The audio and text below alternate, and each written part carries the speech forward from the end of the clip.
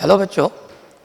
जैसे देखिए अपन ने लास्ट लेक्चर में केमिकल बॉन्ड ये टॉपिक हमने चालू किया था और केमिकल बॉन्ड इस टॉपिक में हमने देखा कि किसी भी सब्सटेंस का जो एक छोटा सा मॉलिक्यूल होता है तो वो बहुत ही साइज़ में छोटा होता है, इतना छोटा कि हम हमारी आँखों की मदद से देख नहीं सकते, ना किसी दूरबीन की मदद से, ना किसी इलेक्ट्रॉन माइक्रोस्कोप की मदद से भी नहीं देख सकते।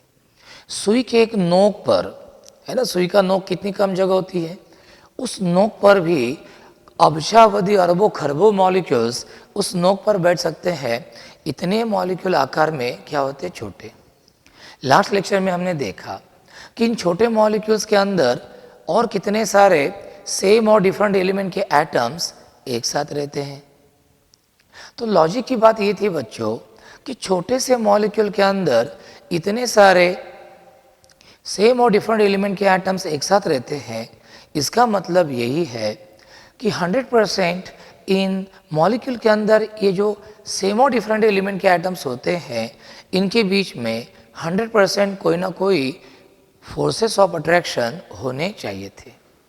तो ये जो फोर्सेस ऑफ अट्रैक्शन होते हैं, जो सब्सटेंस के मॉलिक्यूल के अंदर के सेम और डिफरेंट एलिमेंट के एटम्स को एक साथ होल्ड करके रखते हैं, इन फोर्सेस ऑफ अट्रैक्शन को हमने क्या नाम दिया, केमिकल बॉन्ड। तो बच्चों लास्ट लेक्चर में हमारी केमिकल बॉन्ड की डेफिनेशन हो गई और शायद वो आपको याद भी हो गई होंगी, है ना। अभी आपको बताने के लिए, हार्ड एंड फास्ट करने के लिए कोई टीचर वहाँ पे नहीं, तो आपने ही मन से ये संकल्प कर लेना चाहिए कि अगले लेक्चर के पहले जो पिछले लेक्चर का है वो मेरा पूरा पक्का हो जाना चाहिए।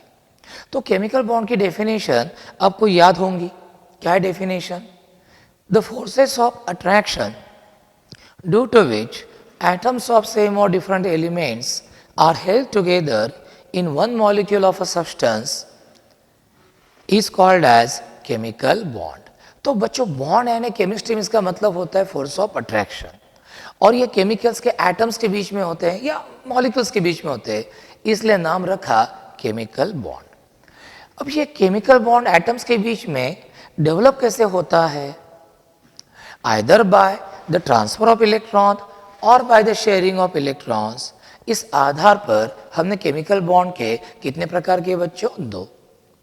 पहला प्रकार है नंबर 1, वो है आयोनिक बॉन्ड या इलेक्ट्रोवैलेंट बॉन्ड, और दूसरा प्रकार है कोवैलेंट बॉन्ड और इलेक्ट्रॉन पेयर बॉन्ड। अब हम कोवैलेंट बॉन्ड, आयोनिक बॉन्ड हमने पहले देखा है लास्ट लेक्चर में। बच्चों आप लास्ट लेक्चर रिवाइज करिएगा एक बार और, आपने देखा होगा कि आयोनिक बॉन्ड कैसे तैयार होते हैं, क्या डेफिनेशन है? The bond which is formed by the transfer of electrons from one atom to another atom is called as ionic bond.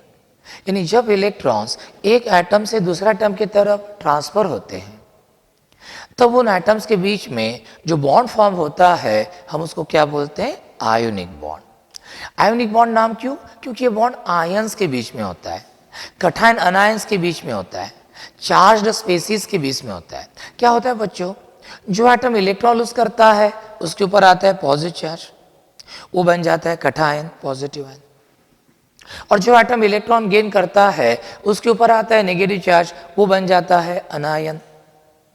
और आपको मालूम है opposite charges attract each other and like charges repel each other. तो ये जो oppositely charge ions होते हैं, कठायंस और अनायंस, तो इनके बीच में जो electrostatic force of attraction develop होता है, उसी को हमने केमिस्ट्री में क्या नाम दिया? Ionic bond. क्या नाम दिया हमने उसको? Ionic bond. तो ये बच्चों हमारा हो गया आयोनिक बॉन्ड की तरफ।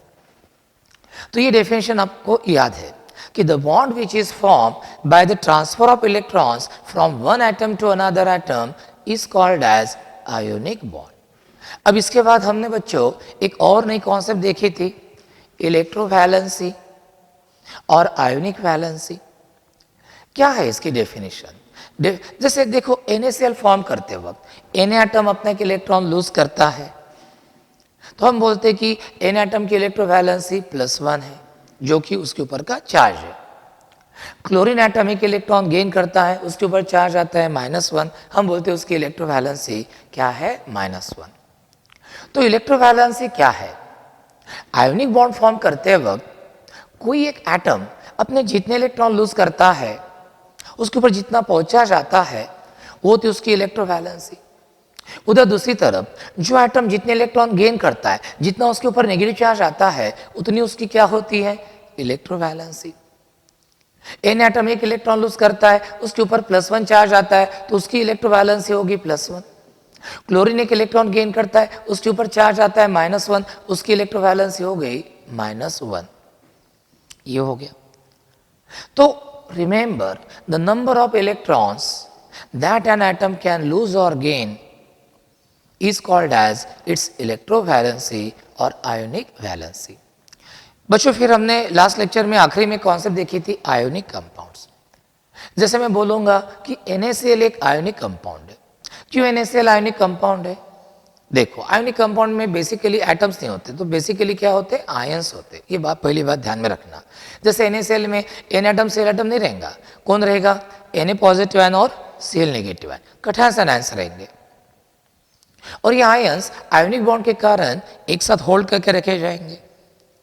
तो ऐसे जो कंपाउंड्स है कि जिनके कांस्टेंट पार्टिकल्स आयंस होते हैं, कैटायंस और एनायंस, और ये आयंस आयोनिक बॉन्ड के कारण एक साथ होल्ड करके रखे जाते हैं, तो ऐसे कंपाउंड्स को हम बोलते हैं ionic compounds.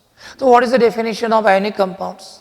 The compounds in which ions are held together, the compounds in which ions are held together by ionic bonds are called as ionic compound। यानी कि जिन कंपाउंड्स में आयंस होते हैं, कैटायंस एनायंस, और ये आयंस आयोनिक बॉन्ड के कारण hold करके रखे जाते हैं एक साथ उस मॉलिक्यूल के अंदर, ऐसे कंपाउंड को हम क्या बोलते हैं, आयोनिक कंपाउंड। अब बच्चों वैसे तो हमारी आयोनिक बॉन्ड की कॉन्सेप्ट पूरी हो गई, लेकिन मैं क्या करता हूं, और एक दो एग्जांपल लेता हूं ताकि आपकी ये कॉन्सेप्ट क्रिस्टल क्लियर हो जाए, है ना। आप जैसे मैंने बताया कि ये समझने के बाद you should be able to teach this topic. आपको कोई दोस्त एब्सेंट है या उसके पास से लेक्चर नहीं है, या आपको है ना घर वालों को समझ लो पढ़ाना है, छोटे भाई को, तो आप बिल्कुल उसको पढ़ाते आना चाहिए। और आपको कब पढ़ाते आ सकेगा, जब आपको खुद को अच्छे से समझा हुआ रहेगा। तो हम और एक एग्जांपल लेते हैं, आयोनिक बॉन्ड कैसे फॉर्म होता है वो एक्सप्लेन करने के लिए। तो हम एग्जांपल लेंगे आज एक और नया एग्जांपल लेंगे, और ये एग्जांपल है बच्चों फॉर्मेशन ऑफ MgCl2।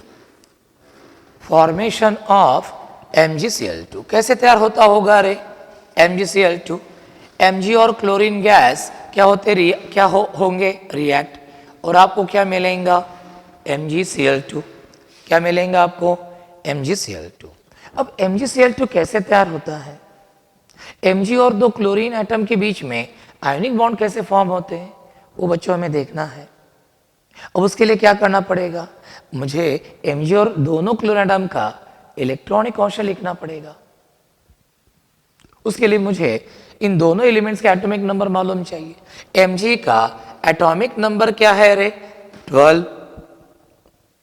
तो 12 है, तो 12 Mg ये कैसे होगा, देखिए 282, 3 शेल है, 282, थर्ड शेल में 2 इलेक्ट्रॉन है। क्लोरीन का 17 Cl है, और इसका इलेक्ट्रॉनिक कॉन्फ़िगरेशन है 287, थर्ड शेल में 7 इलेक्ट्रॉन है। अब देखिए Mg का नियरेस्ट ऋण गैस एलिमेंट कौन है रे, Mg का नियरेस्ट ऋण गैस एलिमेंट कौन है, नियॉन, उसका कॉन्फ़िगरेशन क्या है, 28। क्लोरीन का नियरेस्ट ऋण गैस एलिमेंट कौन है, आर्गॉन, और इसका इलेक्ट्रॉनिक कॉन्फ़िगरेशन क्या है, 288। और बच्चों 10वीं में 9वीं में अभी मैंने बताया, आपको मालूम है कि जो इनर्ट गैस एलिमेंट होते हैं, नियॉन, आर्गॉन वगैरह, जो पीरियोडिक टेबल में लास्ट में राइट साइड में रखे हैं 18th कॉलम में, 18 नंबर के कॉलम में, इनको अपने आउटर शेल में 8 इलेक्ट्रॉन रहते हैं, ऑक्टेट कंप्लीट। हम बोलते हैं कि इनका इलेक्ट्रॉनिक कॉन्फ़िगरेशन क्या है, सबसे स्टेबल। लेकिन आप देखिए Mg को नियॉन जैसा स्टेबल कॉन्फ़िगरेशन नहीं है, क्लोरीन को आर्गॉन जैसा स्टेबल कॉन्फ़िगरेशन नहीं है। नेचुरली Mg चाहता है कि उसको नियॉन जैसा स्टेबल कॉन्फ़िगरेशन मिले, क्लोरीन चाहता है कि उसको आर्गॉन जैसा स्टेबल कॉन्फ़िगरेशन मिले। ये पॉसिबल है क्या? बिल्कुल पॉसिबल है। यदि Mg अपने थर्ड शेल के 2 इलेक्ट्रॉन ये लूज करता है तो उसको भी नियॉन जैसे 2,8 स्टेबल इलेक्ट्रॉनिक कॉन्फ़िगरेशन मिलेगा। और यदि क्लोरीन 1 इलेक्ट्रॉन गेन करता है अपने थर्ड शेल में तो उसको भी क्या प्राप्त हो सकता है, स्टेबल इलेक्ट्रॉनिक कॉन्फ़िगरेशन। क्या हो सकता है, स्टेबल इलेक्ट्रॉनिक कॉन्फ़िगरेशन प्राप्त हो सकता है। इसीलिए Mg अपने थर्ड शेल के 2 इलेक्ट्रॉन लूज करेगा और क्लोरीन अपने थर्ड शेल में 1 इलेक्ट्रॉन गेन करेगा, दोनों क्लोरीन एटम। अब कैसे तैयार होता है, देखो ये देखो, ये हमारा कौन है रे बच्चों, ये Mg है। इसका कॉन्फ़िगरेशन क्या है, 2,8,2। ये देखो बॉन्ड फॉर्मेशन में नॉर्मली थर्ड शेल के आउट शेल के ही इलेक्ट्रॉन हिस्सा लेते हैं, इसलिए मैंने आउट शेल के 2 इलेक्ट्रॉन दिखाए। अब क्लोरीन देखो, क्लोरीन का है 2,8,7। ये देखो 7 इलेक्ट्रॉन दिखाता हूं मैं, आउटर मोस्ट शेल के इलेक्ट्रॉन दिखा ना, क्योंकि वही हिस्सा लेते हैं बॉन्ड फॉर्मेशन में। इधर ऐसा और एक क्लोरीन लेना, ये देखो इस तरह, ये देखो 2,8,7। अब देखो Mg चाहता है कि इसके 2 इलेक्ट्रॉन लूज हो जाए और ये दोनों चाहते हैं कि थर्ड शेल में 1-1 इलेक्ट्रॉन इनको मिल जाए। Mg अपना 1 इलेक्ट्रॉन ये वाले क्लोरीन को देता है तो दूसरा इलेक्ट्रॉन दूसरे क्लोरीन को देता है। अब इससे क्या होगा, Mg अपने 2 इलेक्ट्रॉन लूज करता है तो Mg के ऊपर बच्चों कौन सा चार्ज आएगा, डाई पॉजिटिव। हमेशा ध्यान में रखना, कोई भी एटम जितने इलेक्ट्रॉन लूज करता है उतना उसके ऊपर क्या आता है, पॉजिटिव चार्ज। और 2 इलेक्ट्रॉन लूज करने के बाद Mg को क्या मिल जाएगा, स्टेबल इलेक्ट्रॉनिक कॉन्फ़िगरेशन, यानी कि 2,8। अब दोनों क्लोरीन ने अपने थर्ड शेल में 1-1 इलेक्ट्रॉन एक्सेप्ट किए हैं तो 7 से क्या हो गए वो इलेक्ट्रॉन, 8 हो गए। ये देखो ये क्लोरीन है और इसके पास ये 7 इलेक्ट्रॉन्स थे और ये देखो ये 8वां इलेक्ट्रॉन आ गया, देखो ये क्रॉस वाला नेगेटिव चार्ज आ गया, 2,8,8। इधर दूसरा क्लोरीन भी होगा, उसने भी 1 इलेक्ट्रॉन गेन किया है और उसके ऊपर भी क्या आएगा, नेगेटिव चार्ज, और उसको भी क्या मिलेगा, स्टेबल इलेक्ट्रॉनिक कॉन्फ़िगरेशन। अब ये Mg डाई पॉजिटिव आयन और ये Cl नेगेटिव आयन, इनके बीच में आपको मालूम है अपोजिटली चार्ज आयंस के बीच में strong electrostatic force of attraction develop होते हैं, इलेक्ट्रोस्टैटिक फोर्स ऑफ अट्रैक्शन। इसी को हमने नाम दिया आयोनिक बॉन्ड, इसी को हमने क्या नाम दिया, आयोनिक बॉन्ड। अब बच्चों यहाँ पे क्या हो गया, बच्चों यहाँ पे आपने देखा Mg ने 2 इलेक्ट्रॉन लूज किए तो उसकी इलेक्ट्रोवैलेंसी हो गई +2। दोनों क्लोरीन एटम ने 1-1 इलेक्ट्रॉन गेन किया तो दोनों क्लोरीन एटम की इलेक्ट्रोवैलेंसी हो गई -1। अब देखिए पहले इन तीनों एटम को स्टेबल इलेक्ट्रॉनिक कॉन्फ़िगरेशन प्राप्त नहीं था, लेकिन इस कंपाउंड में MgCl2 में Mg को भी स्टेबल इलेक्ट्रॉनिक कॉन्फ़िगरेशन मिल गया, नियॉन जैसा। दोनों क्लोरीन को भी आर्गॉन जैसा क्या मिल गया, स्टेबल कॉन्फ़िगरेशन मिल गया। और देखो ये Mg डाई पॉजिटिव आयन और ये Cl negative ion ionic bond के कारण एक साथ क्या होते हैं, होल्ड करके रखे जाते हैं। तो इस तरह ये आयनिक बॉन्ड की कॉन्सेप्ट बच्चों हमारी पूरी हो गई। मुझे आशा है कि आयनिक बॉन्ड की कॉन्सेप्ट आपको बहुत अच्छे समझ में आई होंगी। 2 examples are more than sufficient. तो बस मैं एक बार ये 4 डेफिनेशंस टोटली रिवाइज करता हूँ और फिर ठहर जाता हूँ, क्योंकि कोवेलेंट बॉन्ड की कॉन्सेप्ट थोड़ी बड़ी है तो लिंक में अपन अगले लेक्चर में लेंगे, है ना। तो पहली डेफिनेशन हमने क्या देखी, केमिकल बॉन्ड की। क्या थी वो, the forces of attraction due to which atoms of same or different elements are held together in one molecule of a substance is called as chemical bond. Chemical bonds are of two types. Number one is ionic bond or electrovalent bond, and number two is covalent bond or electron pair bond. Now, number one, ionic bond. What is the definition of ionic bond? The bond which is formed by the transfer of electrons from one atom to another atom, from one atom to another atom is called as ionic bond. Electrovalency, the number of electrons that an atom can lose or gain is called as electrovalency. जैसे Na की electrovalency +1, chlorine की -1, MgCl2 में Mg की electrovalency +2, chlorine की again -1. Ionic compounds. What are ionic compounds? The compounds in which ions are held together by ionic bonds are called as ionic compounds. जैसे NaCl, MgCl2, CaCl2, BaCl2, ऐसे बहुत सारे compounds हैं. जैसे ये हमने देखा NaCl है, ये हमारा MgCl2 है ना. बहुत सारे कंपाउंड है, CaCl2 है, बहुत सारे कंपाउंड्स है कि जिनमें आयंस होते हैं, cations and ions, and these ions are held together by ionic bonds. तो ऐसे कंपाउंड्स को बच्चों हम क्या बोलते हैं? Ionic compounds. तो आज बस इतना ही, यहाँ पे हम ठहर जाते हैं और कल के लेक्चर में हम बच्चों आपके लिए और एक नई कॉन्सेप्ट लेके आएंगे और वो है कोवैलेंट बॉन्ड.